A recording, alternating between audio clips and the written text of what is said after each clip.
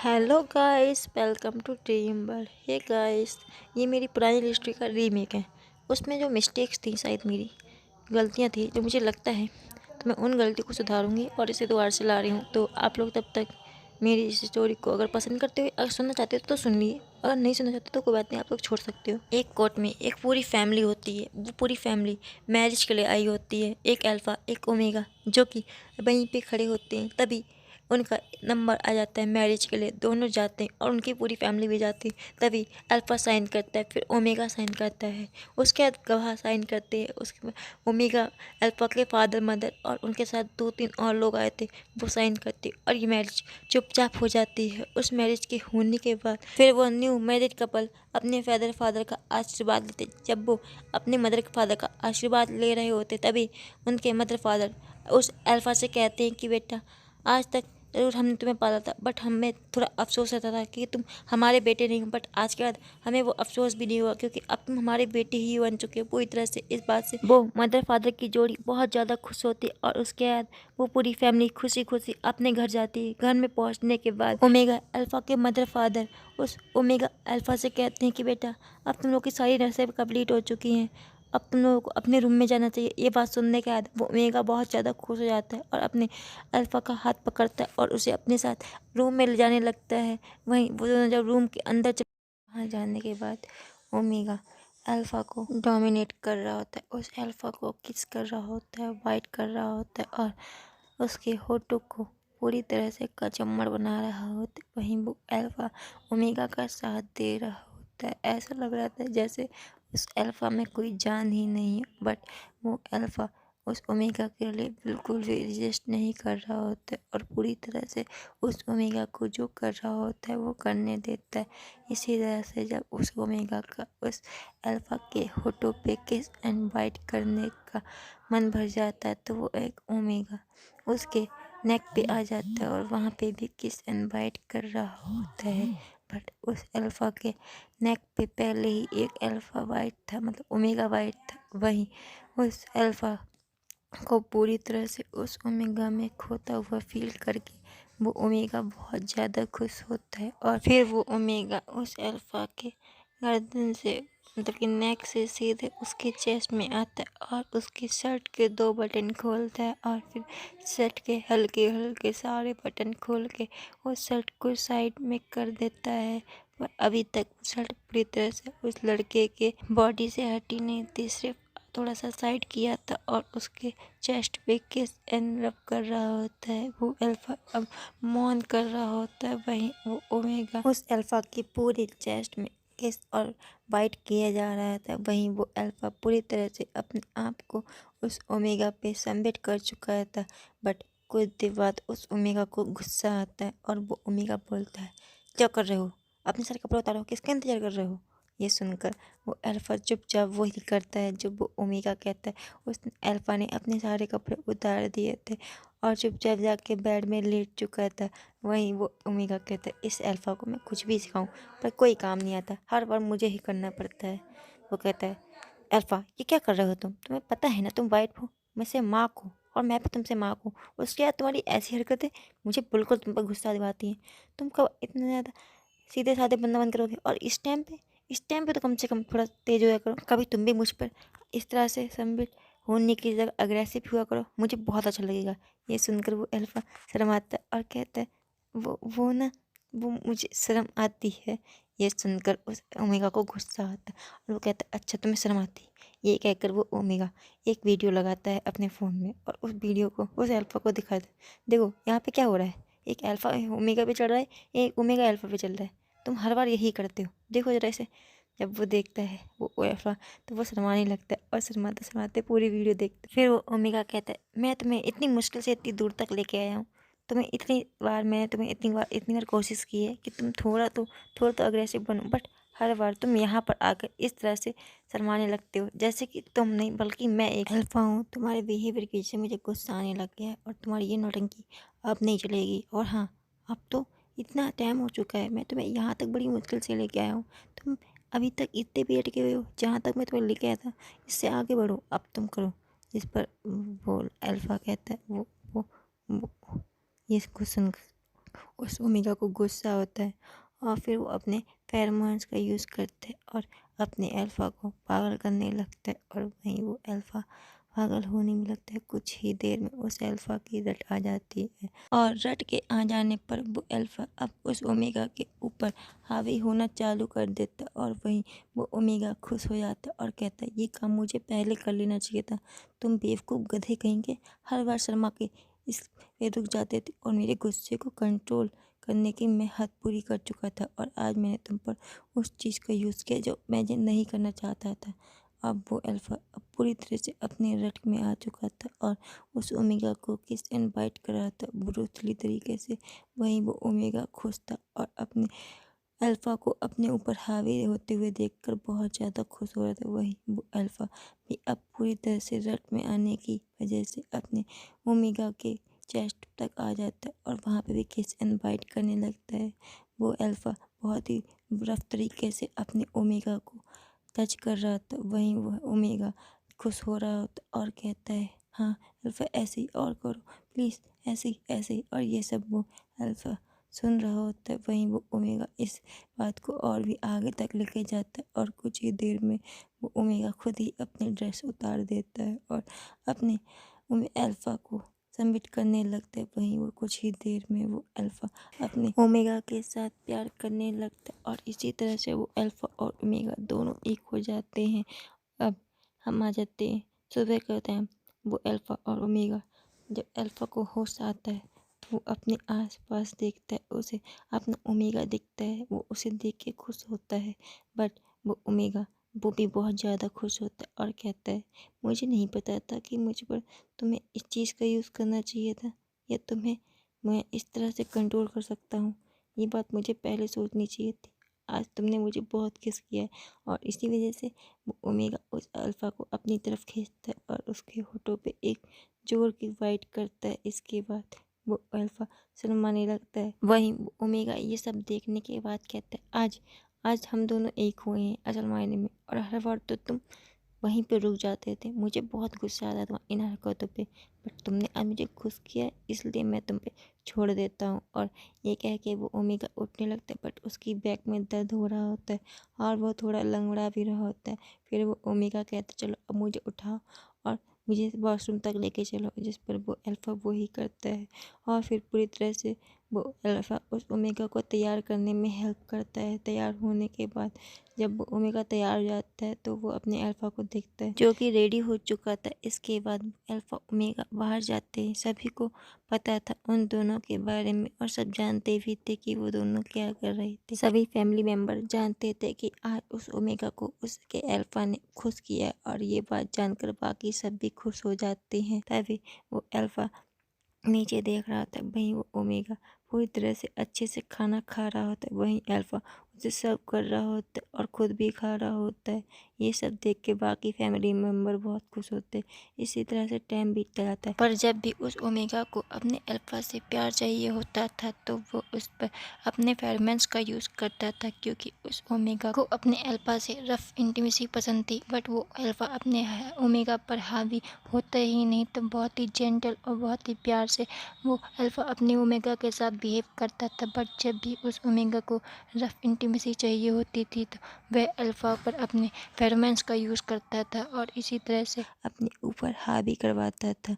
उस ओमेगा को कभी कभी इस बात पर गुस्सा आता था, बट जब उसके बाद उसे जो प्यार मिलता था इस वजह से वो अल्फ़ा के ऊपर अपना गुस्सा नहीं दिखाता था। और इसी तरह से वक्त बीतता गया और पूरे 1.5 महीने बाद उस ओमेगा को पता चलता है कि वो प्रेग्नेंट है। ये बात जानकर बाकी घर वाले भी खुश होते हैं, मगर किसी परेशानी की वजह से उन अल्फ़ा और ओमेगा की जोड़ी को उस शहर को छोड़कर दूसरे शहर जाने पड़ता है, जहाँ पर कोई भी उन्हें ना जानता हो और ना ही किसी और को उनके बारे में पता चल सके। वो ओमेगा अल्फ़ा की जोड़ी अपनी पूरी फैमिली को उस शहर में छोड़ के दूसरे शहर में बच जाती और अपने बच्चे के आने का इंतजार करने लगती। वहीं 4 साल बाद एक पूरी फैमिली अपने होम टाउन में वापस आ रही होती अपनी पूरी फैमिली के साथ रहने के लिए। एयरपोर्ट पर एक ऐसी फैमिली आ रही थी जो कि बहुत खुश थी। एक अल्फ़ा, एक ओमेगा और एक बच्चा जो कि एक ओमेगा बॉय था। अब उनके बारे में बता देते हैं। अल्फ़ा वांगजी, ओमेगा विंग और उसका बेटा आइवन। ये पूरी फैमिली है, बट रोल उल्टे तुम हो जाते। अल्फा बीइंग ओमेगा वांग जी, बट बच्चा उसको ओमेगा ही रहने देते हैं, ठीक है। वापस आ गए स्टोरी पे। बीइंग वांग जी और आइवन तीनों अपने घर के लिए पहुंच जाते हैं। घर पहुंचने के बाद सभी के लिए सरप्राइज था ये सब, क्योंकि किसी को भी बताया नहीं था बीइंग वांग जी आ रहे हैं। सब जब बीइंग वांग जी से मिलते हैं तो बहुत खुश होते हैं। उन दोनों की आरती उतारी जाती है और उसके बाद वो दोनों तीनों लोग घर के अंदर आते हैं। घर में आने के बाद आइवन चहल पहल करने लगता है, वो सभी से मिलने लगता है। वहीं बीइंग और वांग जी उन्हें मिला रहे थे। वांग जी एक ओमेगा की तरह बिहेव करता है और सभी को आइवन से मिलाता है। वहीं आइवन भी अपने अल्फा फादर को ओमेगा मदर मतलब कि मदर कहता था। वहीं वांग जी अपने फादर मदर यानी कि बीइंग की फादर मदर को अपने ही फादर मदर समझता था और इसीलिए अपने ओमेगा बेटे आइवन को वेचान से और कान से सलन से इंट्रोड्यूस कराता है as a grandfather as a grandmother. उन्हें कहता है तुम्हारी ये दादी है और तुम्हारे बाबा हैं, और हाँ इनसे अच्छे से बात करना और इनसे बदतमीजी करने की गलती भी मत करना। जैसे तुम जो शैतानी करते हो मुझे पता है, बट तुम इनके साथ वो शैतानियाँ नहीं करोगे। इस पर कान से सलन कहती कोई बात नहीं, थोड़ी बहुत शैतानी कर सकता है। इस पर वांग जी कहता है मदर आपको नहीं पता ये बहुत ज़्यादा शैतानी करता है, और तो और इसकी शैतानियों का कोई जवाब नहीं। इसकी शैतानियों से बहुत ज़्यादा दुखी हो चुका हूँ। और हाँ कांच सरन कहती हैं कोई बात नहीं वांग जी, इसको शैतानी करने दो। वैसे भी ये एक ओमेगा है, माना कि यहाँ पर ओमेगाओं की वैल्यू नहीं है, बट हमारे घर में तो है ना, तो हम इसे अच्छे से पालेंगे। और हाँ इसको हर शैतानी करने की इजाज़त होगी। अल्फ़ा नहीं ओमेगा है, अल्फ़ा होता तो मैं उसे कंट्रोल कर लेती, क्योंकि उसे कंट्रोल करना जरूरी, बट एक ओमेगा को कंट्रोल करना ये मैं बिल्कुल नहीं करूँगी, क्योंकि मैं भी तो एक ओमेगा हूँ।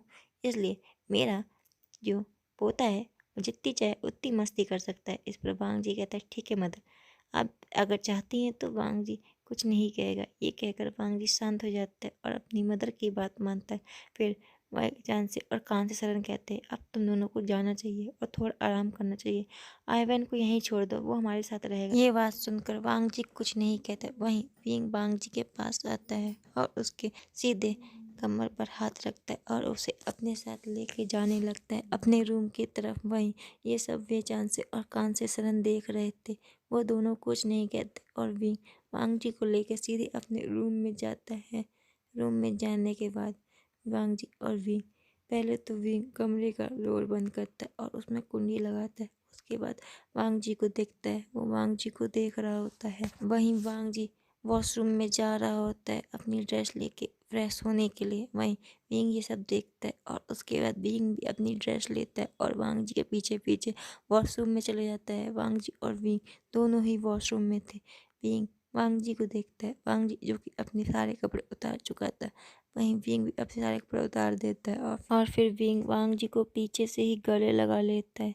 वांग जी को फेल हो चुका था कि विंग नेकेड है और वांग जी ये सब जानता था और वांग जी समझ चुका था विंग को क्या चाहिए। वांग जी बैग से सीधे हो जाता है और विंग के होठों पे किस करने लगता है।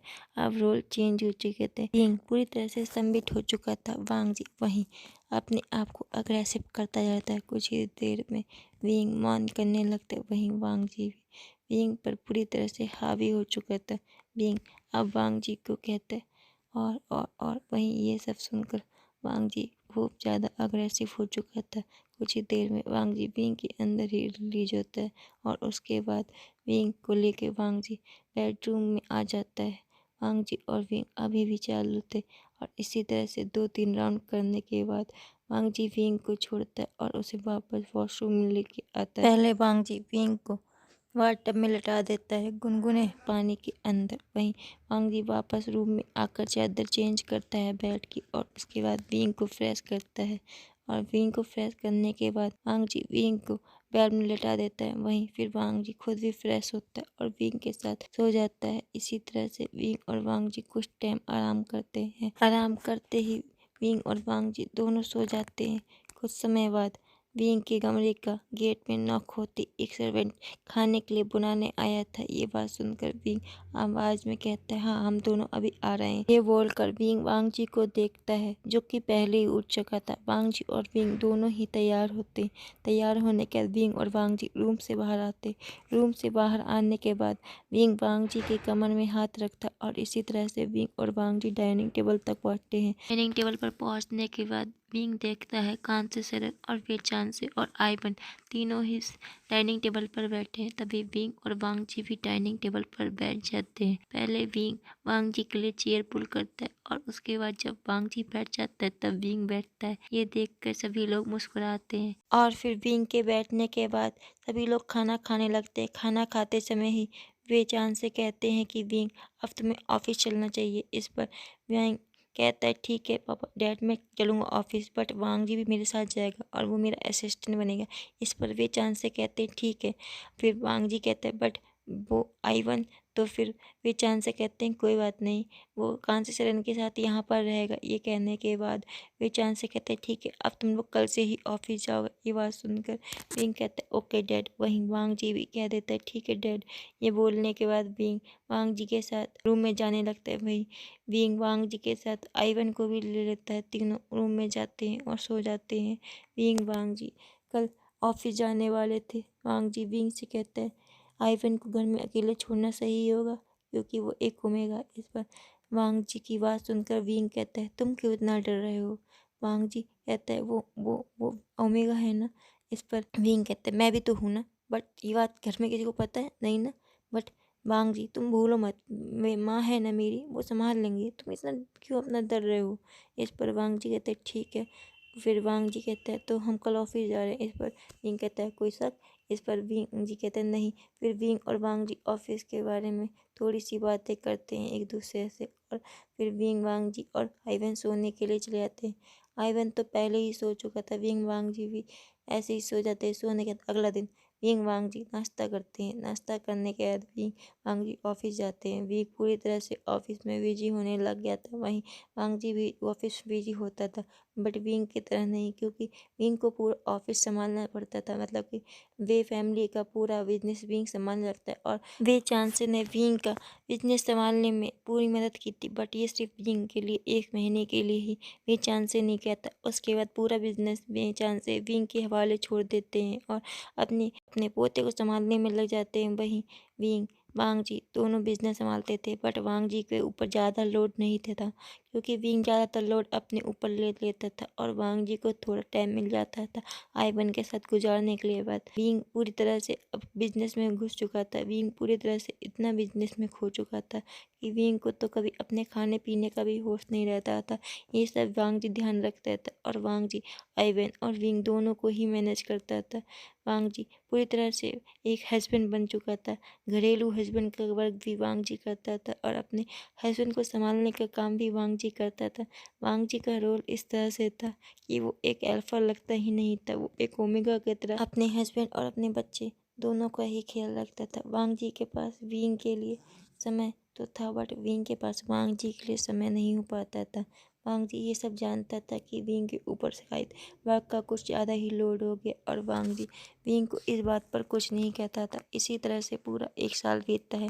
विंग को अपनी फैमिली के साथ समय बिताने के लिए मिल जाता था क्योंकि अब विंग पूरी तरह से बिजनेस को मैनेज करना सीख गया था और विंग को पता था क्या क्या सही है बिजनेस में और क्या गलत।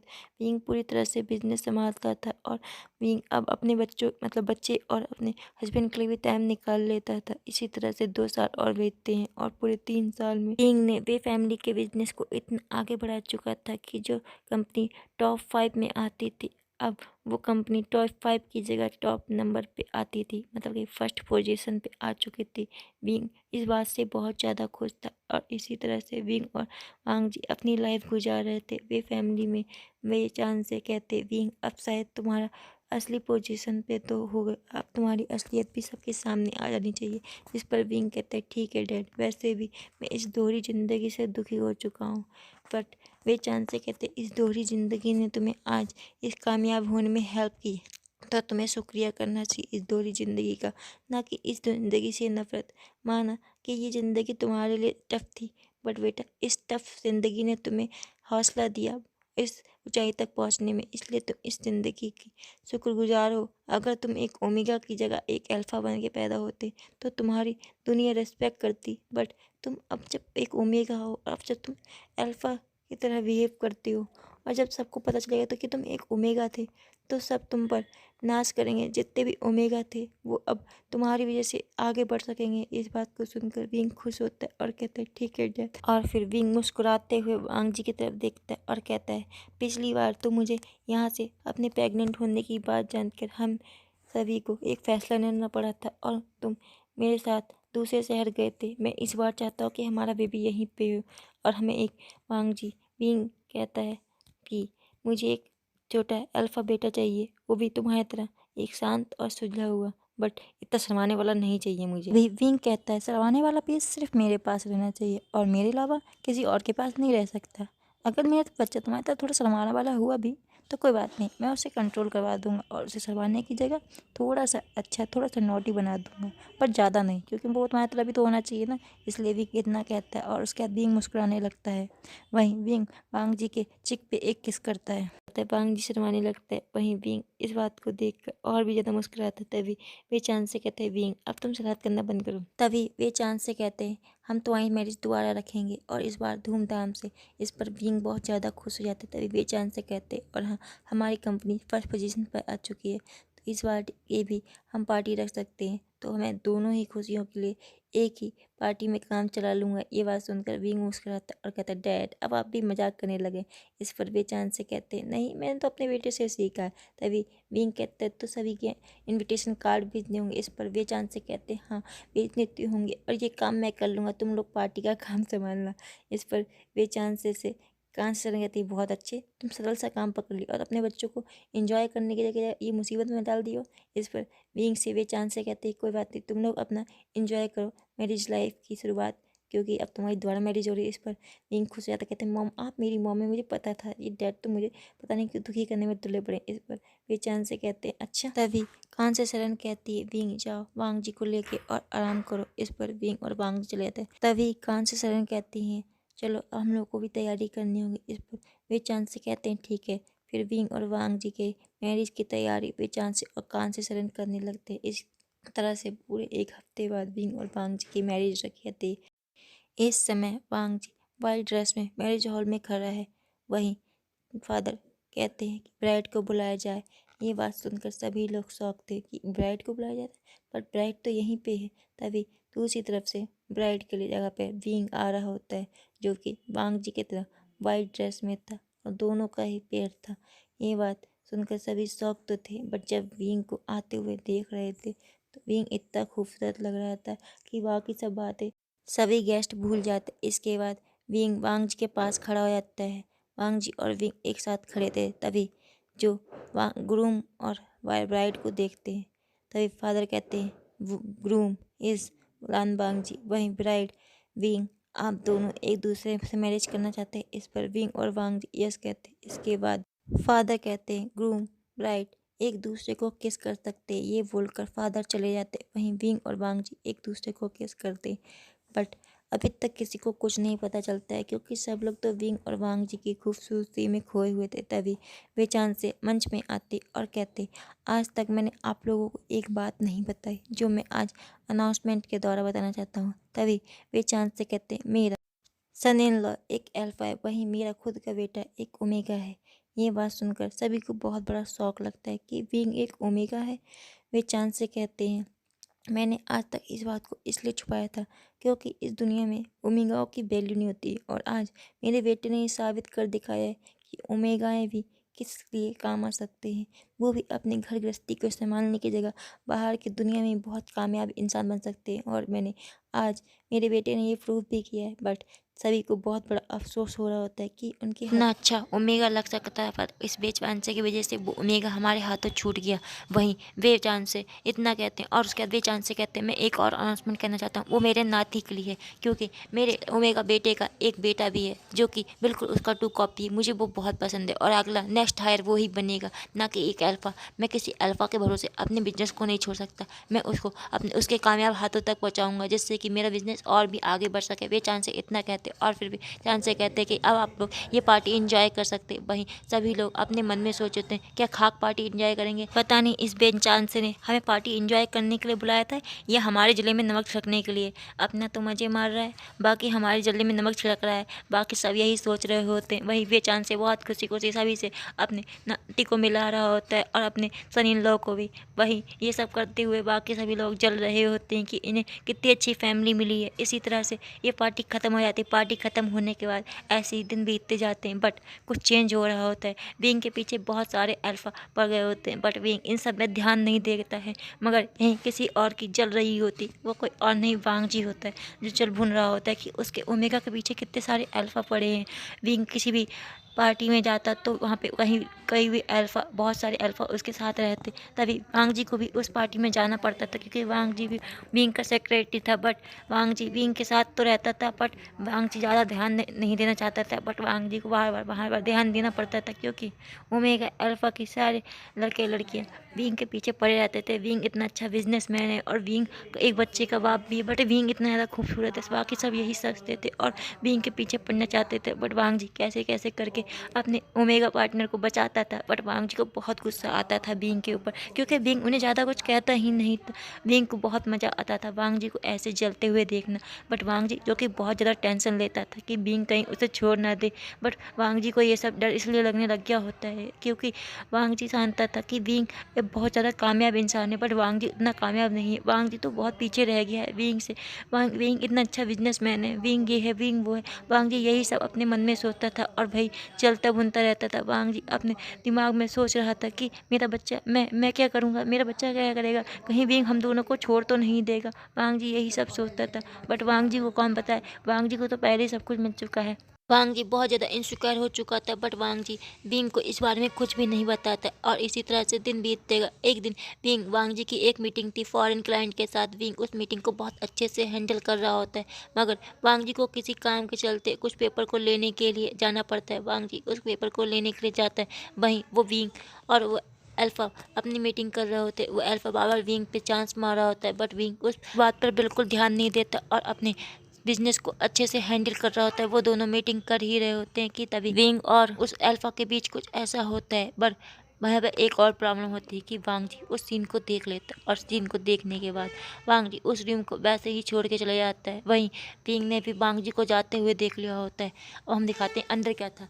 वांग जी देखता है कि विंग और वो अल्फा एक दूसरे के ऊपर बैठे हुए हैं। वांग जी कि विंग और वो अल्फा एक दूसरे के होठों से होठ लगाए हुए हैं। ये सीन देखने के बाद वांग जी उस रूम से चला जाता है। अब अंदर का सीन, उस रूम में हुआ क्या था कि वो लोग ऐसे बैठे होते।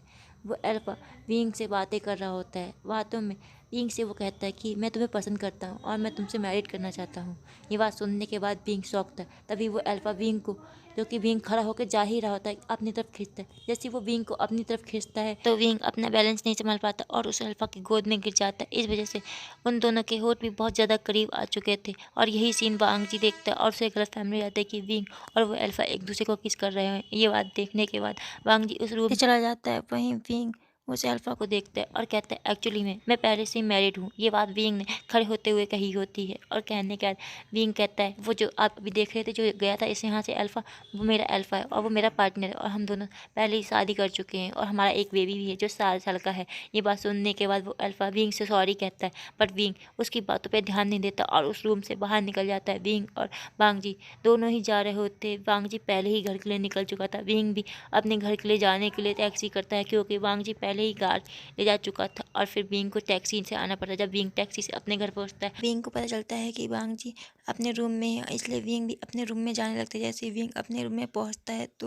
विंग को वांग जी रूम में नहीं मिलता, बट विंग को वॉशरूम से आवाज़ आ रही थी शावर की, इसलिए विंग समझ जाता है कि वांग जी शावर में है। बट विंग अभी सोच रहा होता है कि मैं वांग जी को कैसे समझाऊँ, मुझे कुछ समझ में नहीं आ रहा है, वांग जी मुझे गलत समझ रहा होगा।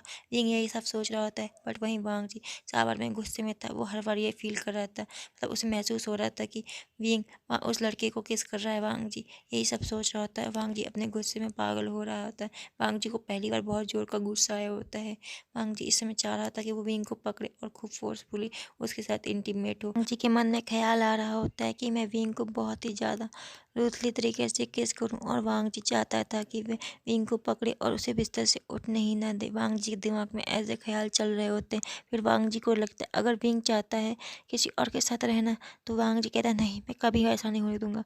विंग शायद मेरे वजह से थोड़ा ऊब गया है, उसे लगता है कि मुझ में कोई इंटरेस्टिंग चीज़ नहीं है, मैं अपने आप को बदलूंगा। वांग जी ये सब सोच रहा होता है और वांग जी कहता है ठीक है, मैं विंग के लिए अपने आप को बदलने की कोशिश करूंगा। वांग जी यही सब सोच रहा होता है। फिर वांग जी बाथरोब पहनता है। बाथरोब पहनने के बाद वांग जी वॉशरूम से बाहर आ जाता है। जब वांग जी वॉशरूम से बाहर आता है तो वांग जी को विंग दिखता है, बट वांग जी अब थोड़ा सा शांत हो चुका था। बट वांग जी चाहता था कि विंग को सिर्फ उस करे, और इसलिए वांग जी विंग के पास जाता है और उसे एकदम से अपनी तरफ खींचता है। जैसे ही वांग जी विंग को अपनी तरफ खींचता है तो विंग वांग जी के ऊपर गिर जाता है। वांग जी के ऊपर विंग गिरता है तो बट विंग और वांग जी दोनों अपना बैलेंस नहीं संभाल पाते, और इसलिए वांग जी सीधे फर्श पे गिर जाता है। जैसे ही वांग जी फर्श पे गिरता है, विंग उसके ऊपर था। वांग जी और विंग के होंठ एक दूसरे से लग जाते हैं। वांग जी विंग को किस करने लगता है। वांग जी इस समय बहुत ही ज़्यादा गुस्से पे तो नहीं था, बट वांग जी चाहता था कि विंग उसे करे। और फिर वांग जी को ये याद आ रहा था कि वो अल्फा विंग को किस कर रहा था, और ये याद आते ही वांग जी विंग के होठों पे टूट पड़ता है और इस तरीके से किस कर रहा था जैसे वांग जी पहली बार विंग को किस कर रहा है और किसी शिकारी को अपना शिकार मिल गया। वांग जी विंग के होठों पे टूट पड़ा था। हे गाइस, मुझे लगता है मेरी जो स्टोरी थी उसमें थोड़ी कमियां रह गई थी, तो मैंने उस पार्ट को डिलीट करूं या नहीं करूं, ये तो मेरे समझ में नहीं आ रहा है। कर दूं या नहीं करूं? नहीं करूंगी सोच रही हूँ, क्योंकि आप लोगों को तो पता चलना चाहिए कि आपके इस ऑथर से भी गलती हो सकती है।